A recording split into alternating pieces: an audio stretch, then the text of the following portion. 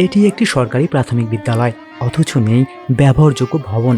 তাই রোদ বৃষ্টি উপেক্ষা করে খোলা আকাশের নিচেই চলছে কোমলমতি শিক্ষার্থীদের পাঠদান। চুয়াডাঙ্গার জীবননগর উপজেলার মিনাজপুর সরকারি প্রাথমিক বিদ্যালয়টি প্রতিষ্ঠিত হয় 1968 সালে।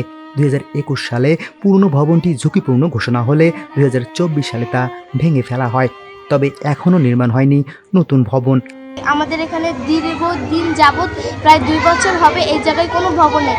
আমাদের বৃষ্টি আসলে আমরা অনেক দিন ধরে এই জায়গায় ফিল্ডে পড়াশোনা করছি, আমাদের একটা ভবন চাই। আমরা এখানে খোলা আকাশের নিচে ক্লাস করছি, কিন্তু বৃষ্টি নামলেই আমরা এই পড়াটা নষ্ট হয়ে যাচ্ছে। আমাদের কারোর বাড়ি চলে যাচ্ছে, কেউ বারান্দায় পড়ছে। এমন সমস্যার জন্য আমরা একটা ঘর চাচ্ছি, সেখানে আমরা শিক্ষকদের কাছে পাঠ নিতে পারবো। বর্তমানে বিদ্যালয়টিতে প্রায় 210 জন শিক্ষার্থী রয়েছে। মাত্র 2টি কক্ষেই 2 শ্রেণীর ক্লাস নেওয়া হয়, আর বাকি শিক্ষার্থীদের মাটিতে বসেই পাঠ নিতে হচ্ছে। বৃষ্টি কিংবা ঝড়ের দিনে অনেক সময় বন্ধ রাখতে হয় ক্লাস। ফিল্ডে ক্লাস করতে আমাদের অনেক কষ্ট হয়, তাই আমরা একটি ভবন চাই।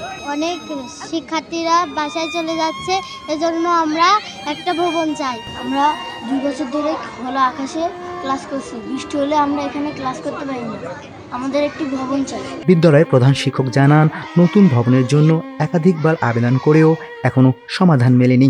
ভবন সংকটে কমে যাচ্ছে শিক্ষার্থীর সংখ্যাও। এদিকে বিষয়টি ঊর্ধ্বতন কর্তৃপক্ষকে জানানো হবে বলে জানিয়েছেন উপজেলা নির্বাহী কর্মকর্তা।